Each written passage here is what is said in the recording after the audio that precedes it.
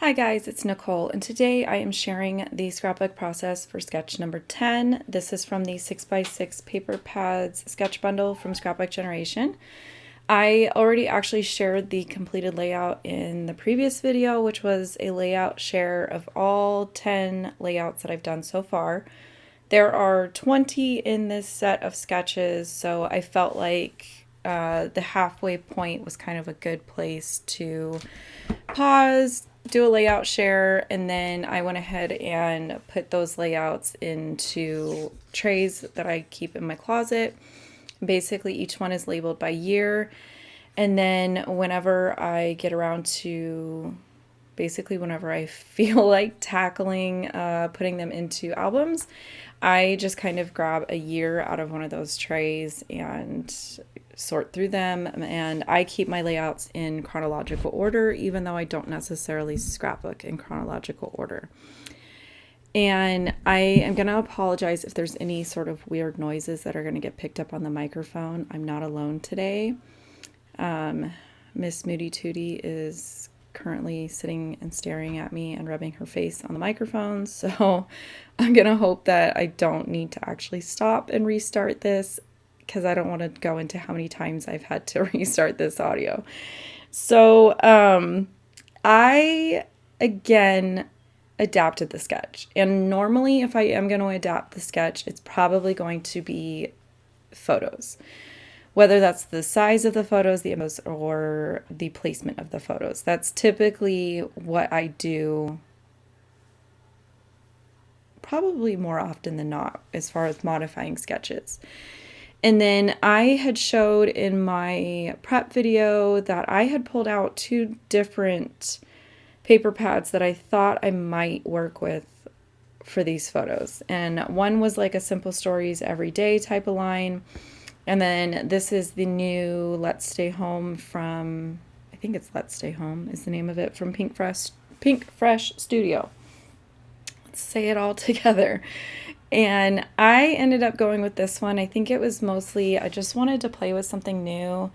And I was really liking some of the things that were in the die cut pack. So I just decided to kind of open all this stuff up and play with it. Now, as far as the actual modifications for the photos that I did, her original sketch just shows four 4x4 photos spanning a 2-page layout. And I mentioned in my 6x6 prep video that I have a hard time with sketches and page kits that do that. To me, if I'm only using 4 photos, especially small ones like a 4x4, I would rather put them on a single page layout and kind of end up saving a little bit of room for the total album, I guess is where I'm going. So a lot of times that's why I will modify a sketch, is because it kind of seems wasteful of space. I think visually it looks beautiful, and you've got this breathing room for those 4 photos to kind of shine. So for me, it's more of just a personal preference. Plus, most of the time I tend to take too many photos. So like in this instance, I wouldn't have wanted to do just the 4 photos of my daughter and then another one of my son, and then I would have had these weird ones of the dog who decided to pose while I was getting my camera settings right. So for me, I would rather put them all together because all 3 of them tell the same story. At the end of every school year, I go throw my kids in front of the pistachio tree in the backyard, and we just kind of take some photos, and it's just kind of celebrating that we've made it to the end of the school year. This is sort of what they look like. This is what's going on with them. I don't know if you'll be able to see in the close-up pictures, but my daughter, for instance, has this absolute jack-o'-lantern smile going on in these photos. And of course, 2 hours later, the tooth finally fell out. So she didn't have that tooth that was just kind of hanging on. But I'm kind of glad that it was still there for the photos, because this was like a 2-week saga of this tooth coming out. So this for me was a tradition that I do every year. And I didn't want to skip it just because they weren't physically going to school for the last day of school. so I still wanted to document that tradition in the same way that I do. For me, that kind of thing settles me a little bit. So like even when school starts, and I say starts with heavy emphasis on the quotation marks, I am still going to do the same traditions that we would do on the first day of school, the same breakfast that we do, the same first day of school photos that we do. And then instead of actually physically going into school, we're going to kind of figure out what's going on just from home. And I do that for me. I want those photos. I want that routine. I don't like that things are different right now. So for me, like, yes, I could have taken completely different photos. I could have taken photos of them, you know, sitting at the various computers and tablets and stuff and done our last day of school photos that way. I took other photos of them doing stuff like that more to document just the weirdness of the end of the school year. But the things that happen routinely, I want to keep sort of traditional.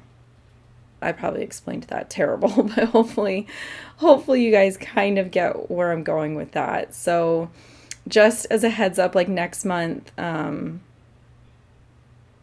there's going to be a first day of school layout pretty much. And I'm not sure which part of it I'm going to share. It's going to be part of a hop, so I'm not really sure if I'm going to focus on the things that we do every year or the things that are going to be a little bit different this year. Either way, I'm going to make sure that I take a lot of photos so that I do have choices by the time that layout comes around. So I guess we'll kind of see.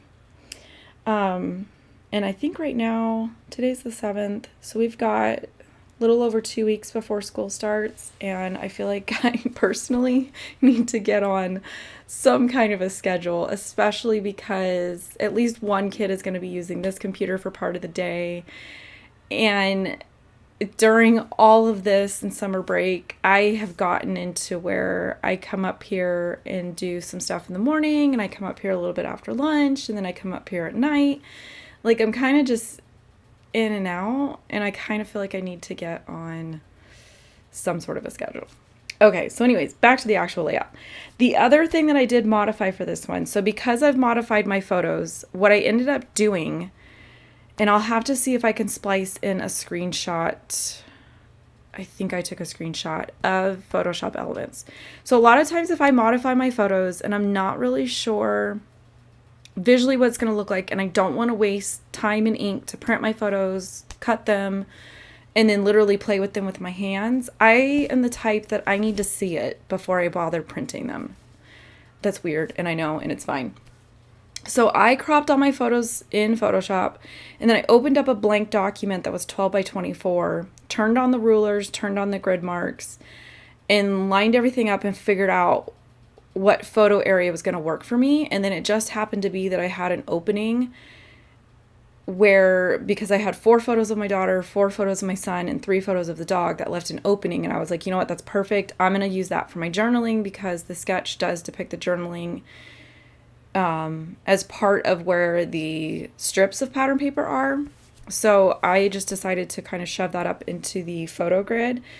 And then the sketch is using 3 6x6 squares. Yes. And so I changed that up, and I think I already put my layout away, but I trimmed them to basically fit the room that I was using. So like the two patterns in the middle, the buildings and the hearts, those are 4 inches wide. And then the 2 on the far left and the far right are 6 inches wide. And then they're all 5 inches tall. My strips are 5 inches tall. So the 5 plus the 5 gives me 10 inches vertical. So I've got a 1-inch gutter across the top and the bottom. The sides, I wasn't really that, like, I didn't need to have a complete 1-inch border going around the layout. But that is something that when I see sketches like this where you've got a lot of open border around it, if I don't like that open border, I will either fill it in with pattern paper, or I'll sort of take the whole thing and stretch it bigger. And that kind of involves a little bit of math sometimes. And so for me, the trick has just kind of been to make things in Photoshop before I print or before I cut. So then I went through, and again, these are going to be 5-inch strips that are 1-inch wide. And one of the patterns was just like a gray tone on tone stripe. That is going to be my kind of divider between the patterns on the top and the bottom. But because my photos are going to cover most of it, I didn't bother filling in the whole strip, just the far left and right where you're going to see it. And then from there, I just laid everything out, and I did feel like I was missing, like I felt like I needed another kind of boring neutral B-side, because these Pink Fresh papers are very vibrant. They are very different. Even the B-sides are completely different patterns than what you would normally see, so they kind of read a little bit busier. So I went to my bucket of like basic things, basic 6x6 pads, pulled those out, and I found one from ColieBing Soup, which is actually, I think this is a 6x8. Yeah, 6x8, all about plaid paper pad. So it's got 32 single-sided patterns. So some of them are like a traditional plaid, and then some of them are like this small plaid on a diagonal. So I just took out the gray one because I felt like that was going to work the best with this Pink Fresh collection. And I just kind of lined them up in the order that I liked. And then earlier I had shared that I basically cut down all my photos and then mounted them on white cardstock. That way I basically just got 2 large photo collages to work with, and I didn't have to slide around all those photos every time I was moving something around. And then pretty much all of my embellishments are the stickers and the die cuts that match this collection. And then even the alphabet stickers are some older Pink Fresh alphabet stickers. They were just already kind of out with my Easter collection kit on the side of my desk, which I haven't given up on it. It's just sort of sitting there mocking me. I am hoping to get back into it next week between some of these 6x6 sketches and stuff. And I'm already kind of cruising a cherry on top because they posted a bunch of pre-order stuff, and see what I want to use for the next one.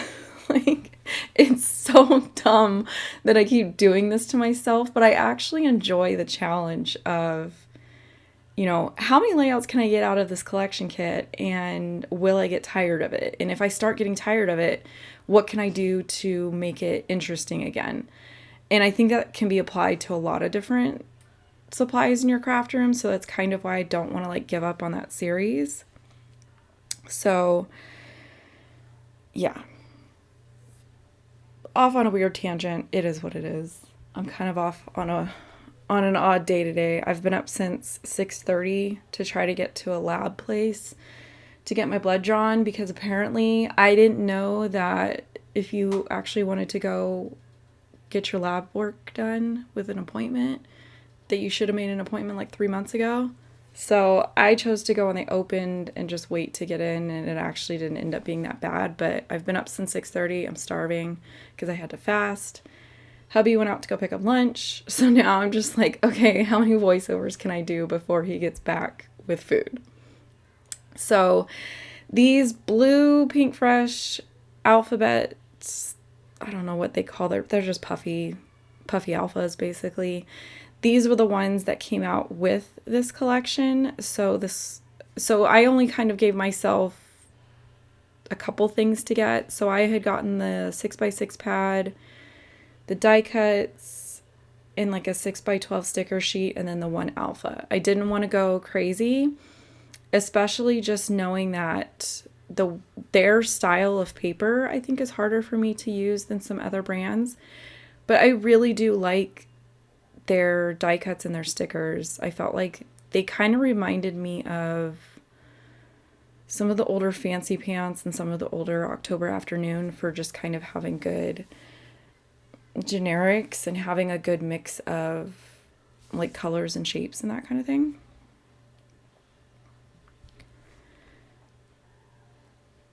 And so at this point, I've kind of already figured out clusters, and I'm at this point again, I'm not really following what they're showing on the sketch.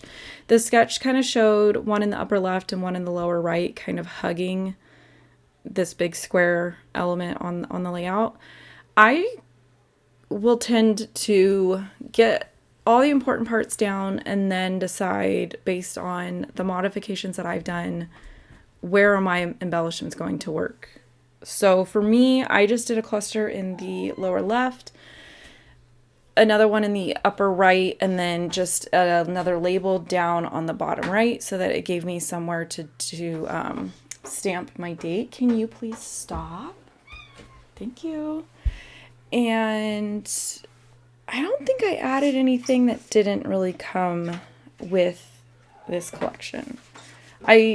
Again, I haven't really used much stuff from Pink Fresh Studio other than their alphabets.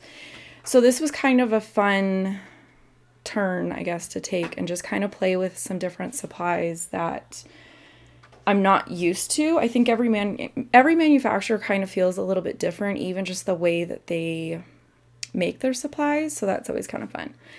So that's pretty much it for my layout, and I've got some photos and some detail shots for you guys to check out. I did go ahead and add some wood veneer hearts just because they were already out on my desk and I wanted to go ahead and try to use some.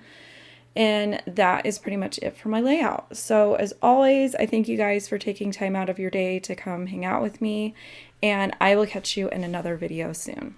Bye!